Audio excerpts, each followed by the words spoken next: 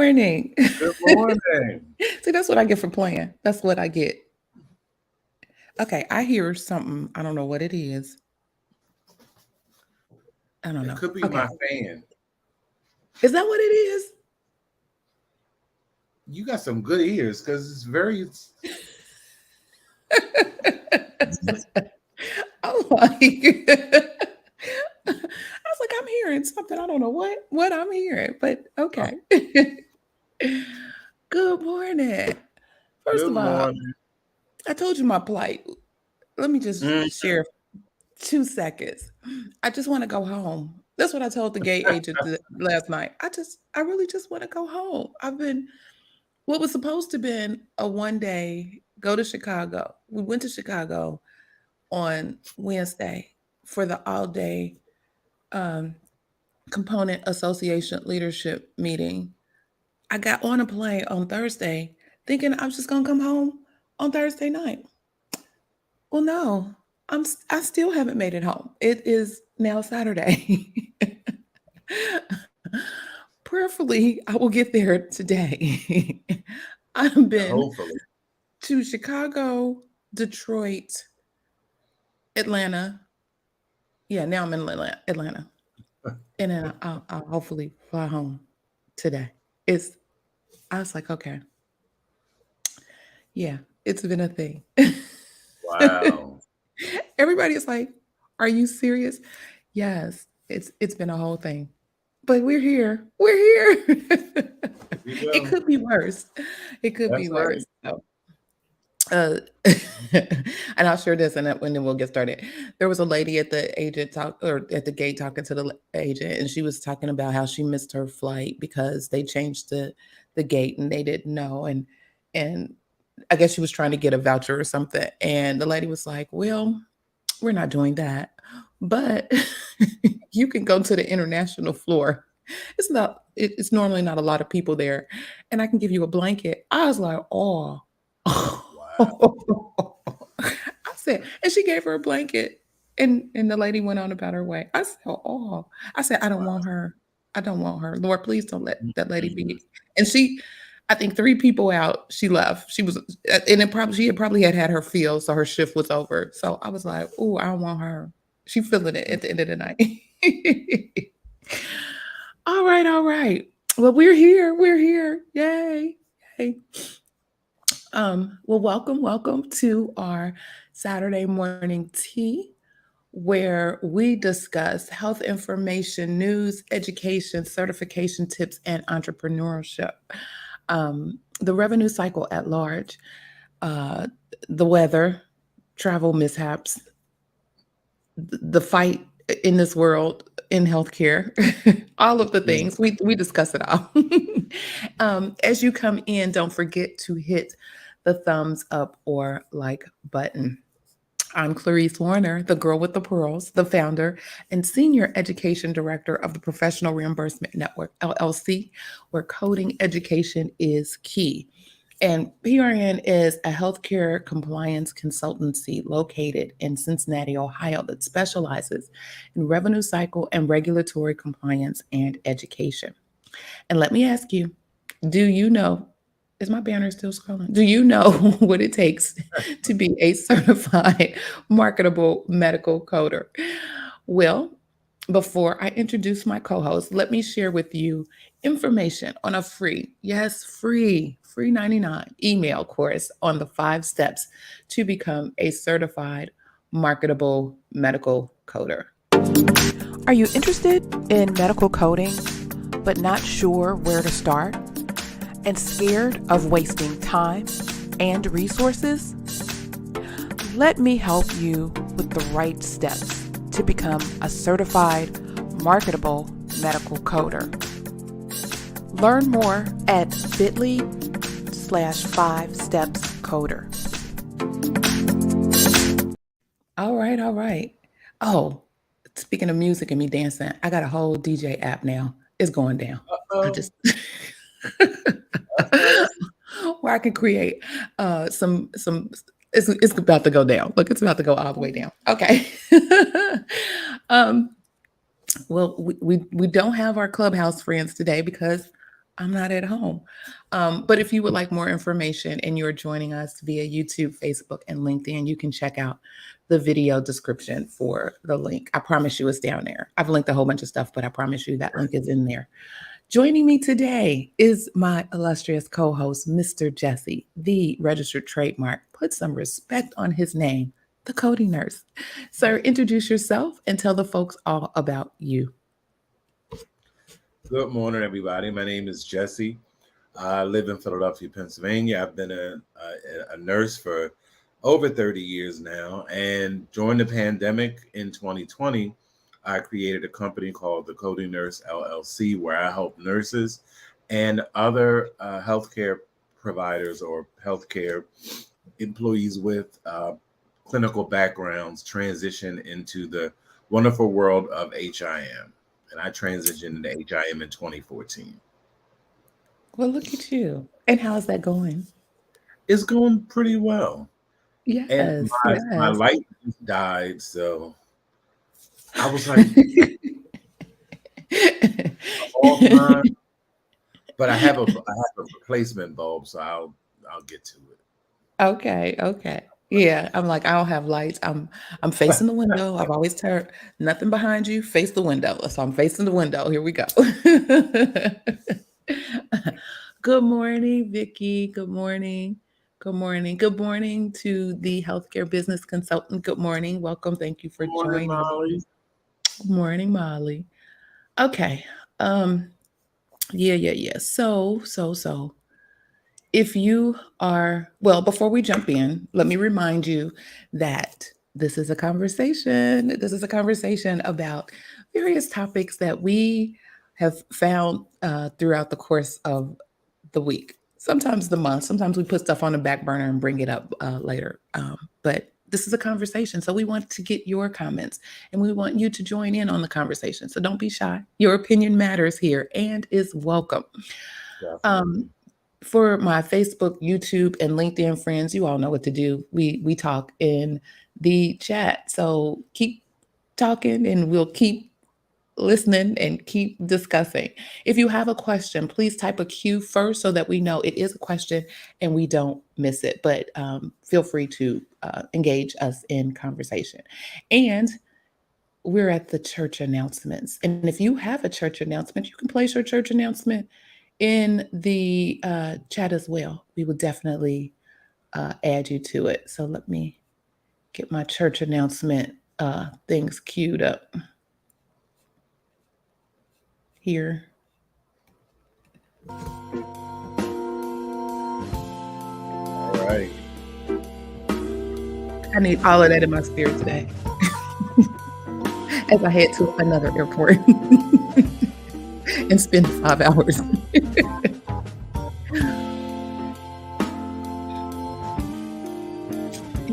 Yes. Okay. Church announcements. I'll talk more next week about the leadership, the Component Association Leadership Symposium that I attended in Chicago for AHIMA. But I will say this. I think I can say this. I'm hot off the presses. They're leaving their building. They're moving. Really? They're moving from 30,000 square feet to 10,000 square feet as a cost saving to their members. That was a hot off the press. I was like, oh my God, what? And so if you never got an opportunity to visit the building, well, hopefully the new space will be great, but there was so much history in that building.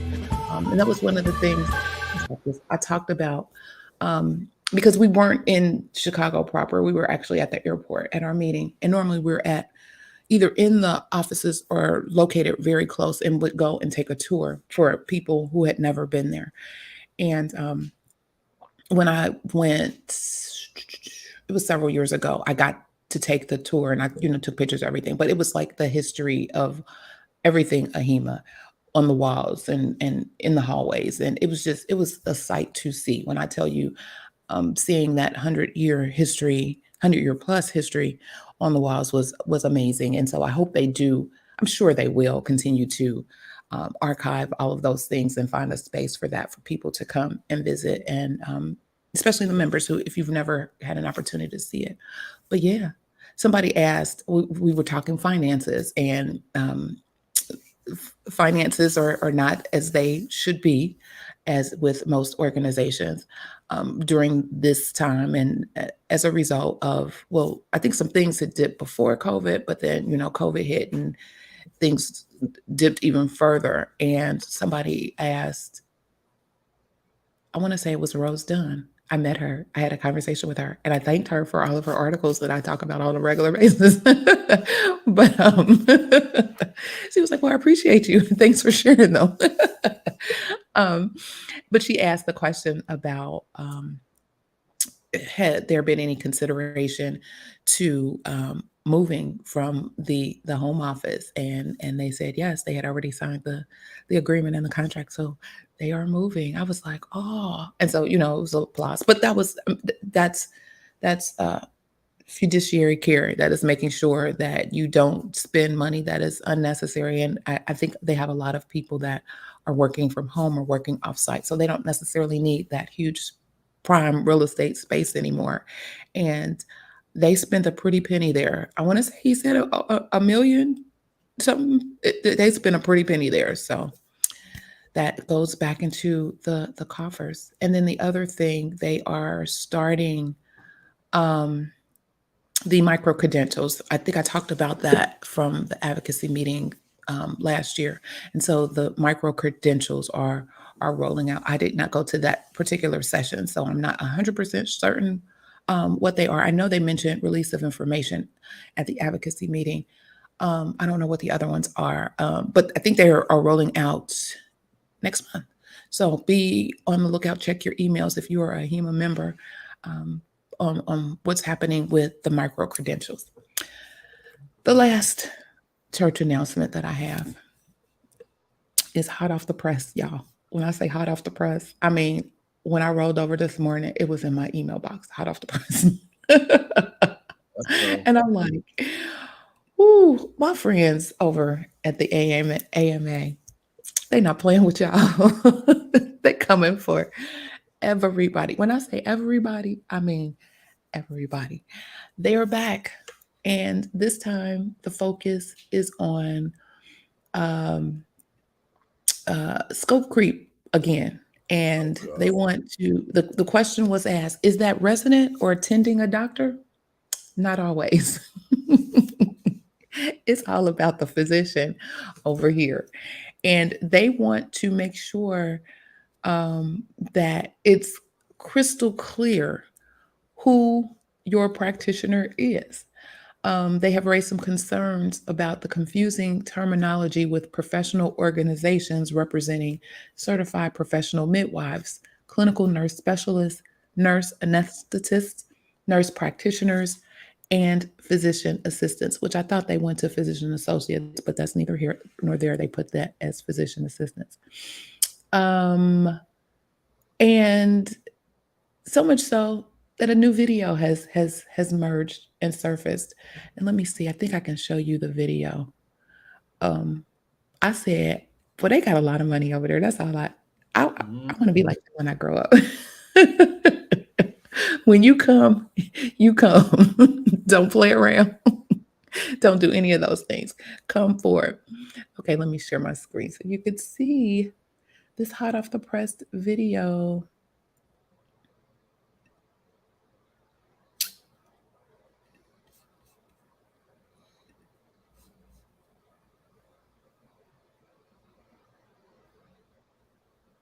Okay. Okay.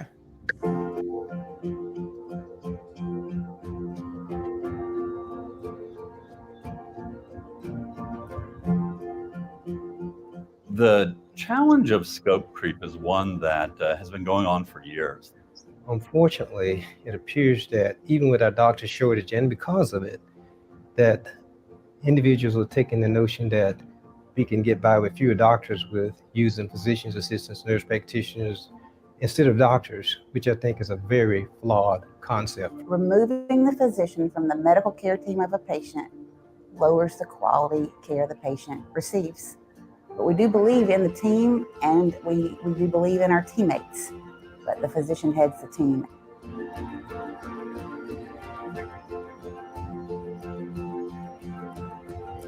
We need to embrace physician assistants and nurse practitioners. And we need to say, how can we help you better?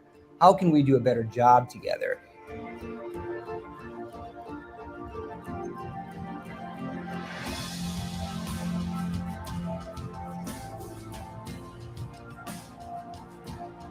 The campaigns that they assisted us with were phenomenal. We've had statewide billboard campaigns, statewide commercials that were very impactful on the public's perception as physicians as the leader of the healthcare team, and very impactful on a state level. They've done direct testimony. They've been on the TV, and their impact makes a difference. And using those AMA resources really matters. With their truth in advertising campaign, I think it's incredibly important. Our patients deserve to know who is treating them, and they also deserve to know the level of training of that clinician. My being a member just gives one voice, one opinion, but combine that with thousands of other physicians all over the country. You really speak with the voice of medicine, and that's really what the AMA does best. They showed up ready to work, and they really were at our backs, and we have a strong ally with us. The AMA's strong work to help avoid scope creep has been important to me and to my entire specialty, and actually to physicians across the nation. Fighting scope creep means maintaining quality patient care that is physician-led. Scope of practice means health equity, making sure that everyone has access to care. Fighting scope creep means better care for my patients.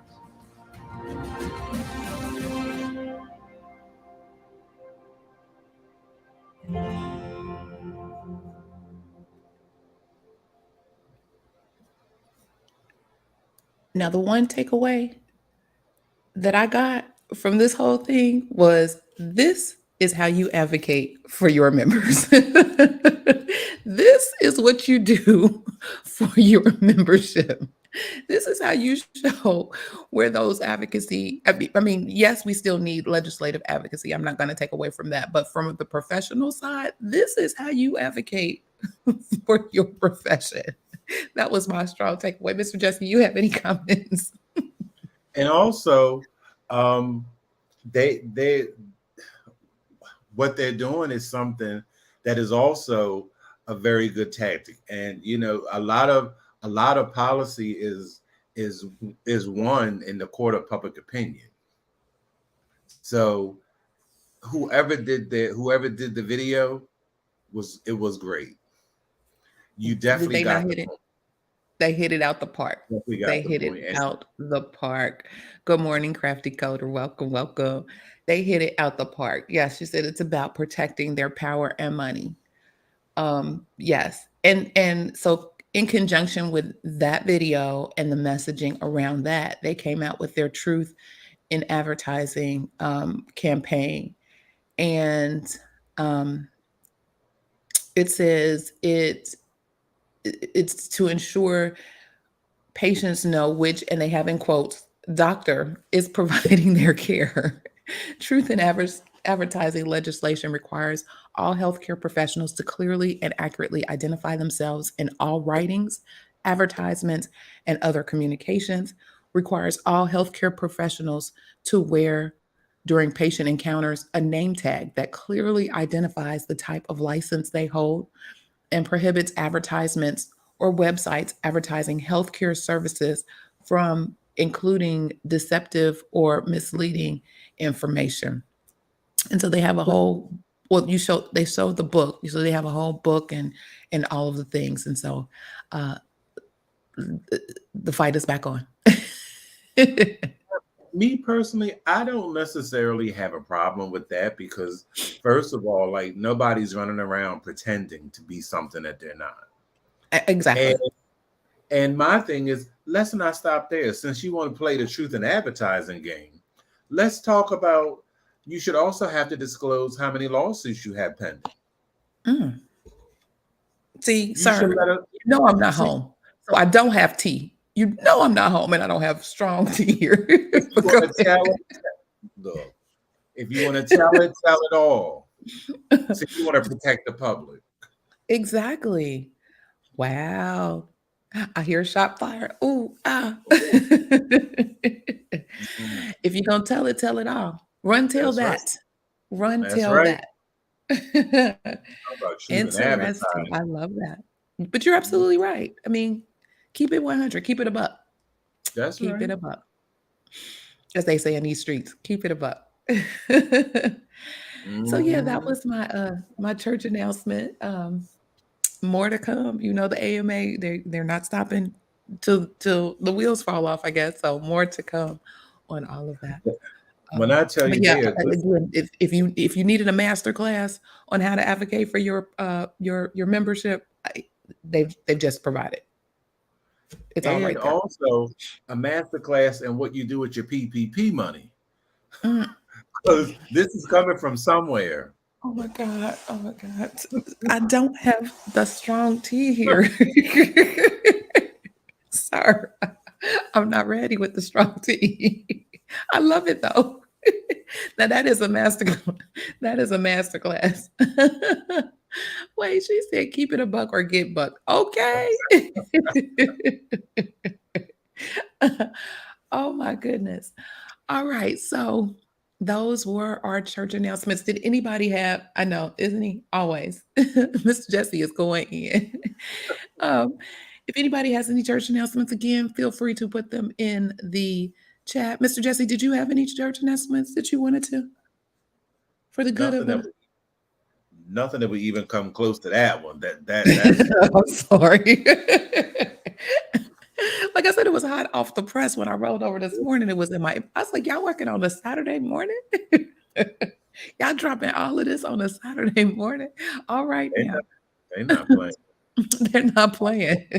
Be like, we want to get y'all while y'all ready. So all of the members are Mhm, probably ready for this stuff to get ready to start sending out to the folks. And so I'm sure there's a mhm. massive campaign that's going on as we speak. And here, look at us, we're part of it. But again, Sorry. again, I think this was an opportunity to share some information. It was a learning. The takeaway for me, it was definitely a learning. Okay. Yeah. Well, if you are just joining us today we are going to discuss um, risk adjustment accuracy, healthcare, the healthcare crisis, even though we just discussed a little bit of that and some new codes.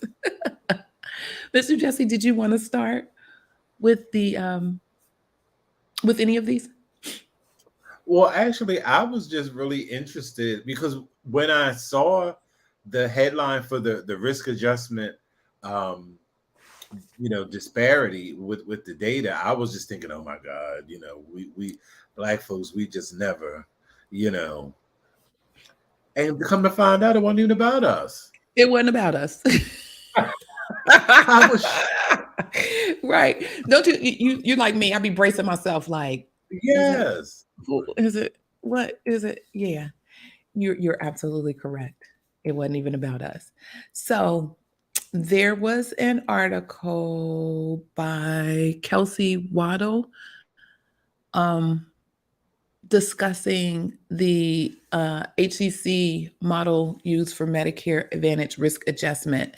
And it discusses how um, there may be some inaccuracies related by race. And primarily the it's consistently underestimating American Indian and Alaska Native beneficiaries' costs. And so I guess they looked into some data. Um, they had a study that looked at HCPCS codes in 2018 that could be risk adjusted and the claim spending for them. And they partnered with your people over there, Inovalon, to access the CMS data and receive funding from Arnold Ventures to do this. And so the data, they also compared the fee-for-service beneficiary spending to the projections from the CMS HCC community model and determined that there were some underestimation as it related to some of the projections. So the projections were overestimated, and the lower ratio showed how much the projections were underestimated. And so that was interesting. Like you said, for non-Hispanic white beneficiaries and Black beneficiaries, the model's prediction closely aligned with the beneficiaries' actual costs. But for other minority populations, the results were less accurate, and so pretty much they missed the mark. They're not paying attention to us as everybody as a whole, and that's not good. There's more than just the two races and ethnicities. You know, we come in all shades, and we need to make sure that we are providing the information and data across the board for everybody. So yeah. But what I found interesting, and I'm like, maybe I might have to do a little deeper dive. But I just wonder because the because the group that was most underestimated are the Native American, Native Americans, and I'm like, Mhm. I wonder because they have their own their care is under the Indian Health Service. Mhm. So I wonder how I don't even know how that program runs. I've never had any experience with it. I've never done any, to my knowledge, any reviews for any kind of Indian Health Service provider. So I just Mhm. wonder how the program is administered, and if that is if that is a causal relationship with this underrepresentation. Yeah. And are they also bound in providing the information or providing that data so that they have it? Or what does that look like? Yeah, you're Right. absolutely right. You're absolutely right. Get to That's the root. Get to the root. Yeah. The Crafty Coder has a I think that's a church announcement. It is a church announcement because she brought it to our attention, but first, not really a church announcement, but although Cigna said never mind on 25 modifier fiasco, Anthem made no announcement. Oh, and they are denying all with the 25 modifier. Really? Did they also make information available that this is the route that they were going to go as well? I didn't see anything on Anthem. That's interesting. But I guess if you were Anthem provider, you knew, huh? Mhm. Interesting.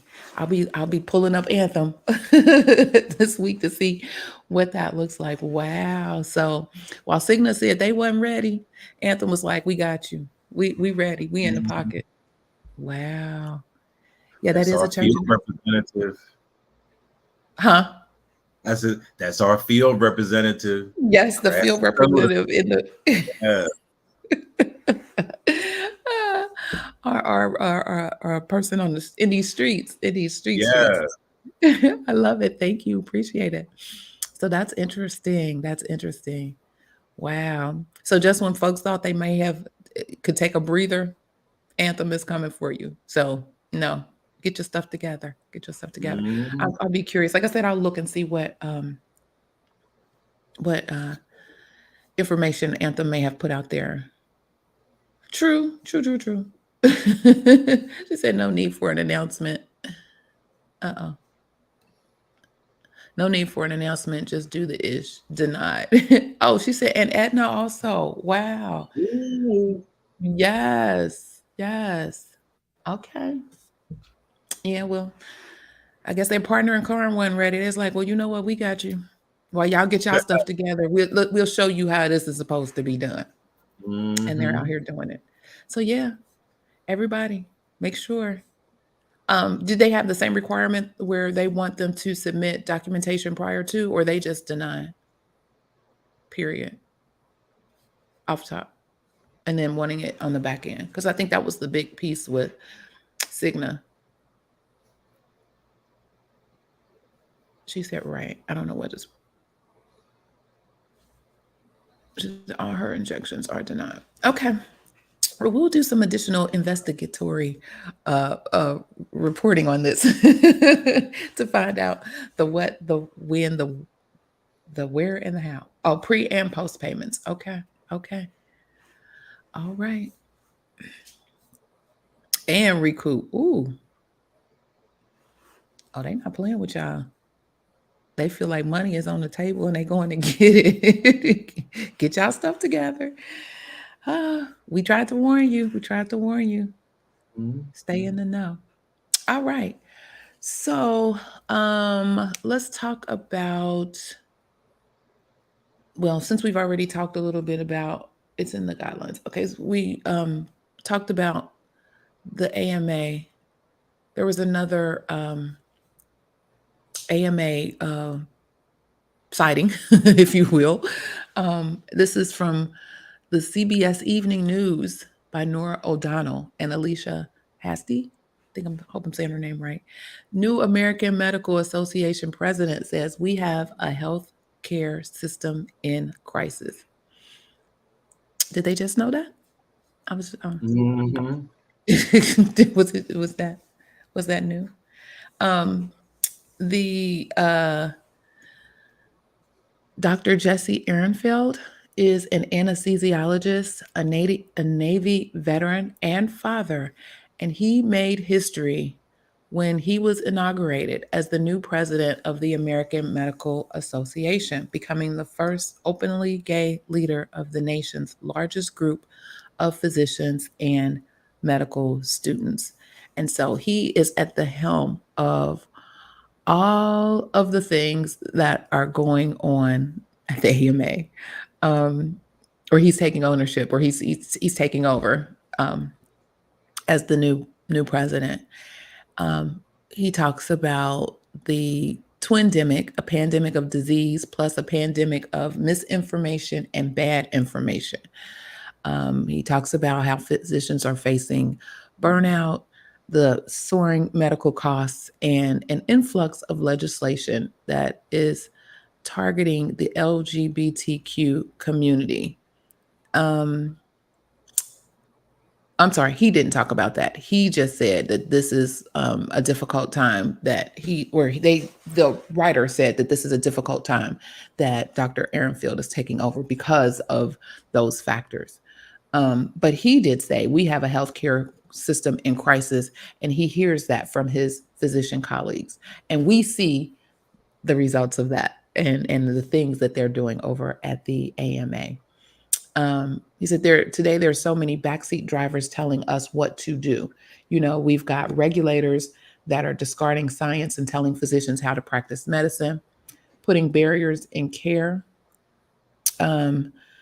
He says we have at least 6 states now. If I practice evidence-based care, I can go to jail. He said it's frightening when a patient shows up in my office, if I do the right thing from an ethical perspective, to know that that care is no longer legal, criminalized, and could wind me in prison. He says that criminalization has occurred in areas including gender-affirming care and abortion services.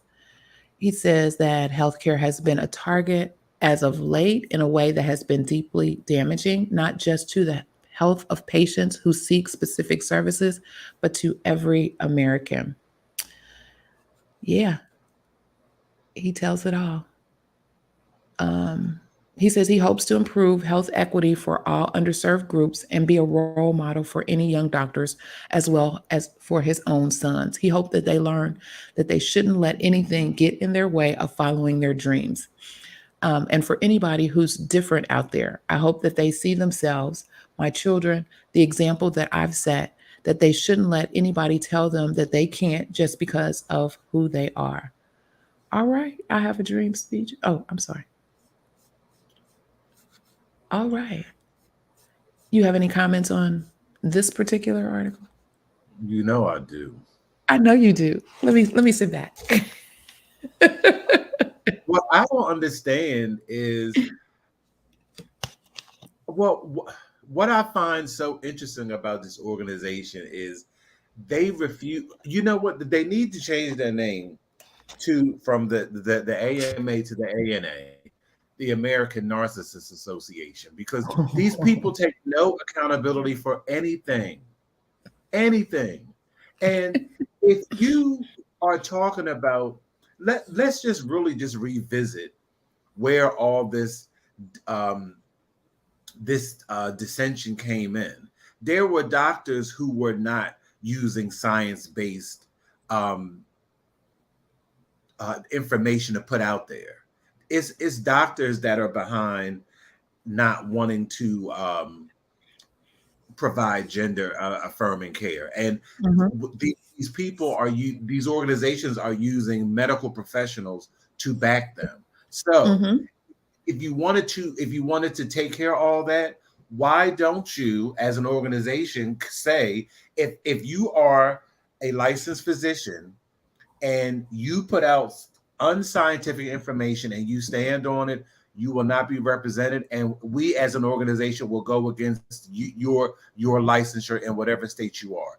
They did it in nursing during the pandemic. If you were a nurse and you publicly said something that was counter to medical information, you could lose your nursing license. How come medical doctors can't lose theirs when if it's causing such dissension and it is causing a twindemic? I'm just so over it. Like, no. And Lord knows we need regulation and legislation, because clearly folks run them up when there's not. Exactly. But we all know that it all comes down to one thing, and can we just talk about the documentation of all your scientific evidence of care? Again, the documentation. Some of these things that can be avoided. Some of this administrative burden can be avoided if the care was documented appropriately and accurately the first time. All that other talk, the tapping on the shoulder, the queries, the hey, could you do this, the hey, we need now to see your charts, the hey, all of that could be avoided if the one of the jobs that you had is documenting the care that you provide to that patient and why. It could all be so simple. I feel like you want some music. Yeah.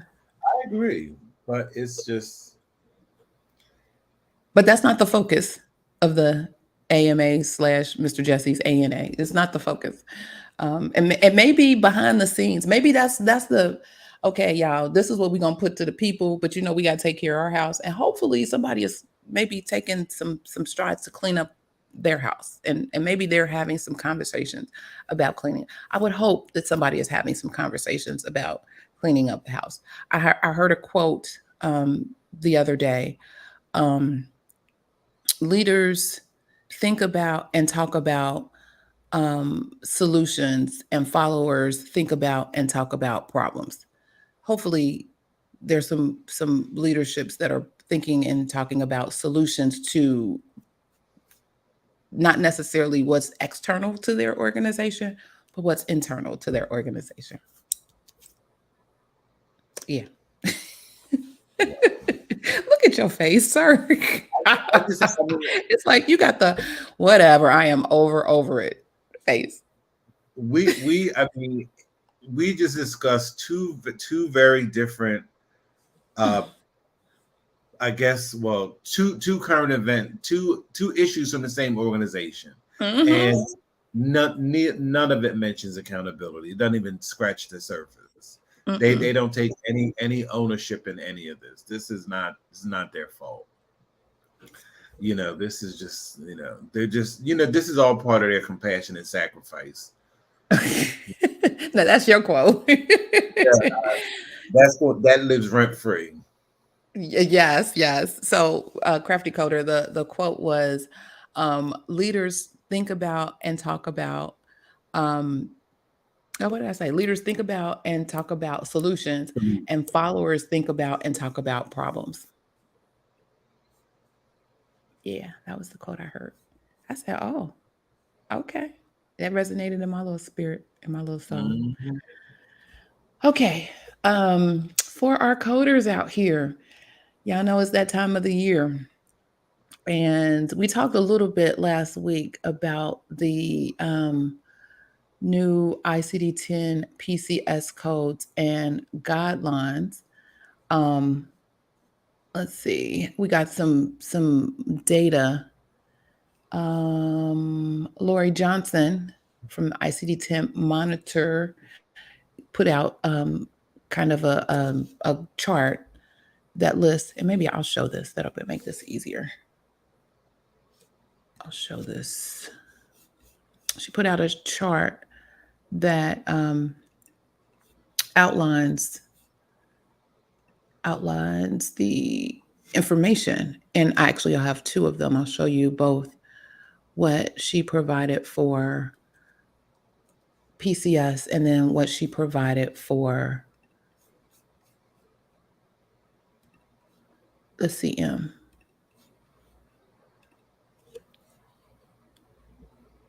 Okay.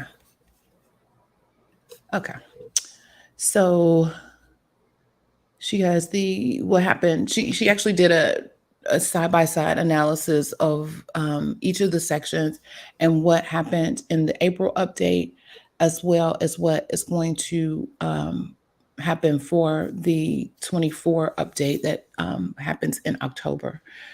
So there's a total of just a few codes. There's a 73 code difference in these areas. Most, let's see. I think most of the new technology, I think is the new technology is the one. It's the largest increase. They have 40 codes. And so this is just a distribution of the changes in the codes. And yeah, new technology got it all. She said the body part key has also been expanded to include appendiceal orifice for appendix, middle meningeal artery in the intracranial portion for intracranial artery, and chin for subcutaneous tissue and fascia of the face. The body part key is an appendix for ICD-10 PCS. If you did not know or you don't use that. There were several devices that have been added to the device key. There were several substances that have been added to the substance key. Again, the new technology got all of the new things. It's brand spanking new with some the majority of the additions. She indicates that there will be many changes in the new technology add-on payment for 2024. There are 6 new tables in ICD-10 PCS in the new technology section. X05 for nervous system destruction, X2H, new technology section cardiovascular system insertion, X2U, new technology section cardiovascular system supplement, XNR, new technology section bones replacement, XV5, male reproductive system destruction, and XX2, physiological systems monitoring. The updates, we mentioned this last week, the guidelines have been updated in response to public comment and internal review. Guideline B 5.2b, percutaneous endoscopic approach with hand assistance or extension of excision, was amended to include hand assistance and temporary exteriorization of a body structure was added.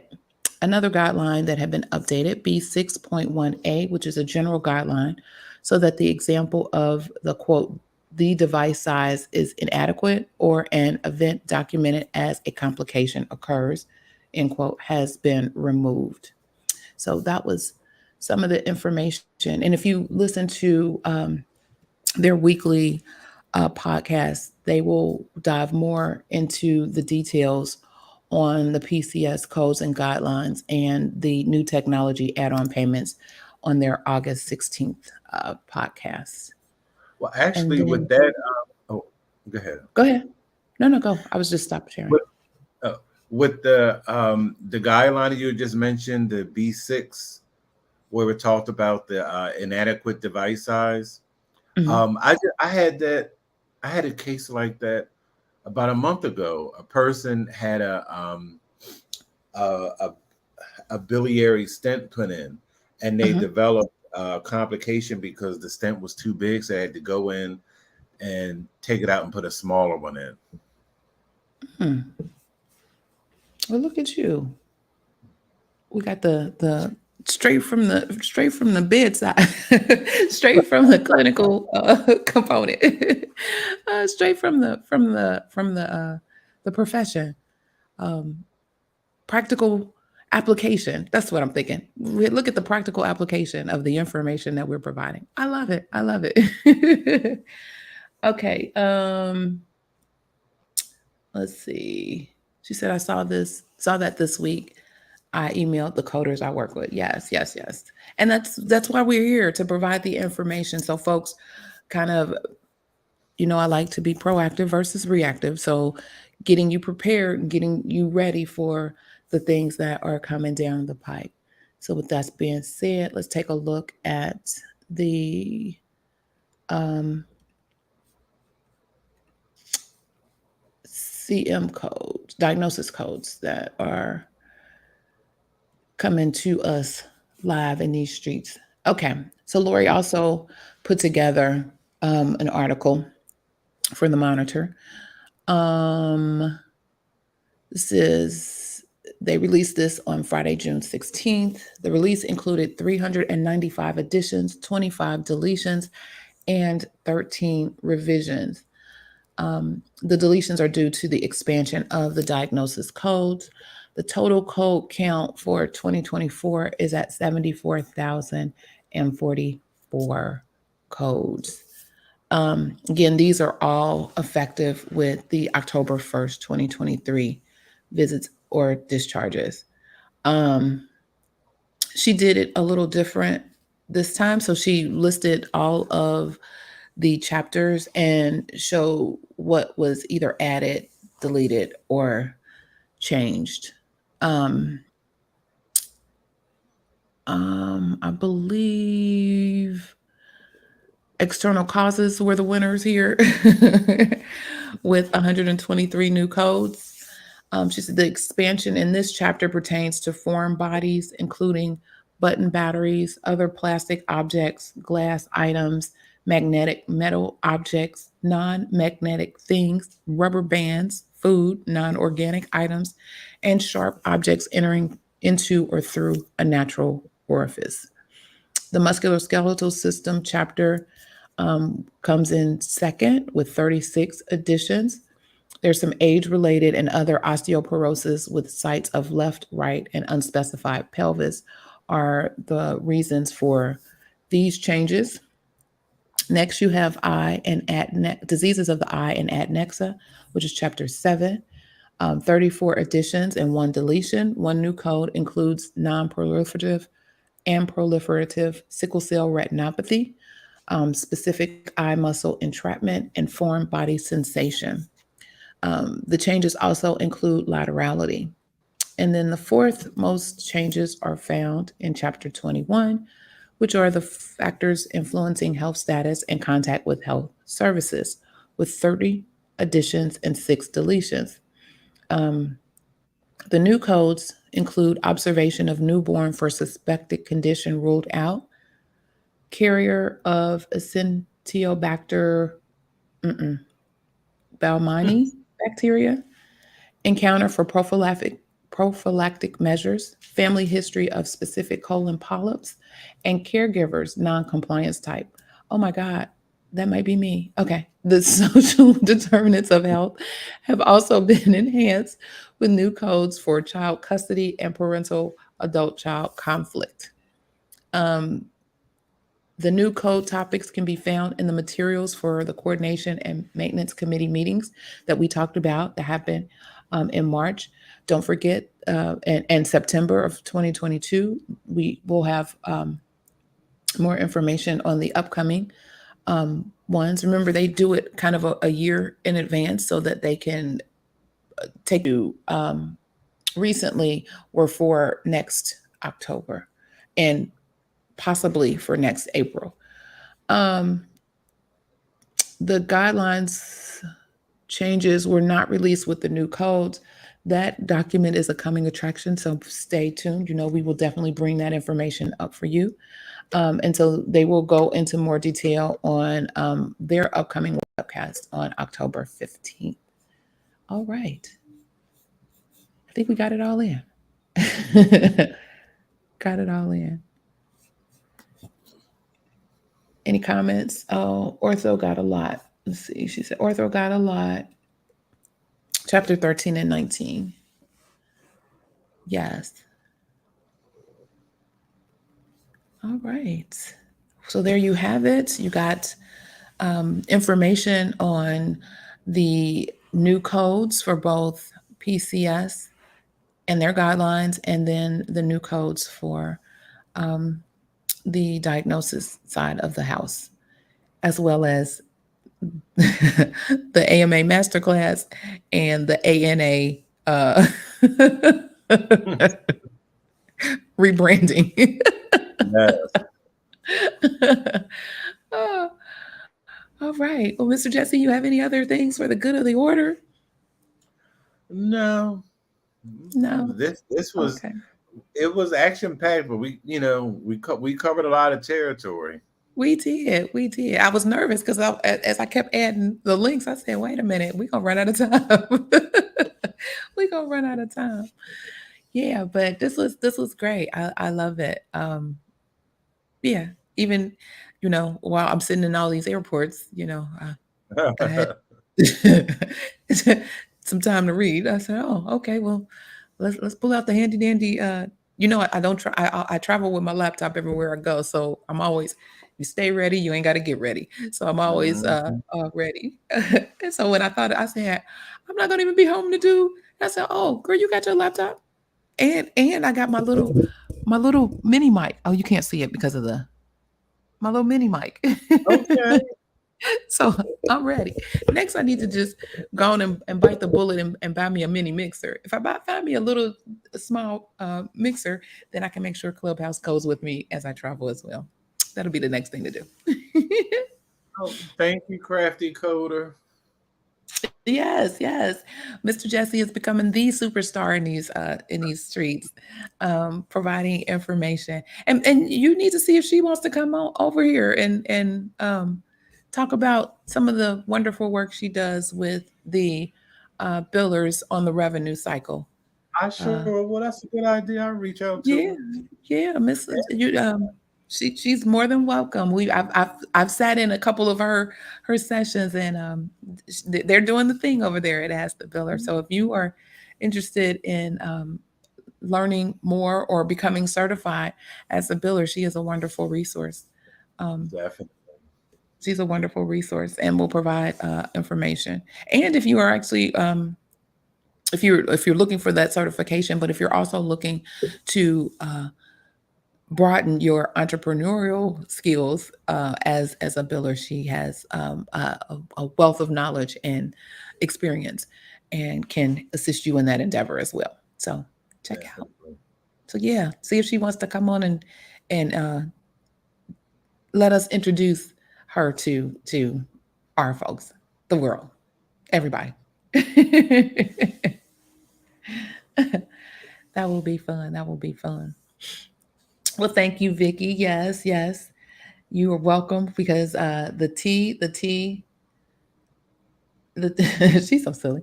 The tea has been spilled. At least I think so. I'll ask again. Was the tea spilled today? Was the tea spilled today? So thank you all again for joining the Saturday morning tea.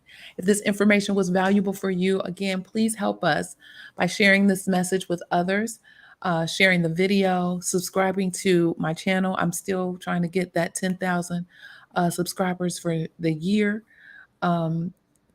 Make sure as you leave, and as you leave out, don't forget to hit the thumbs up, like button, and subscribe button. You can also check out the Coding Nurse channel on YouTube. Mr. Jesse is over there doing his thing, providing information.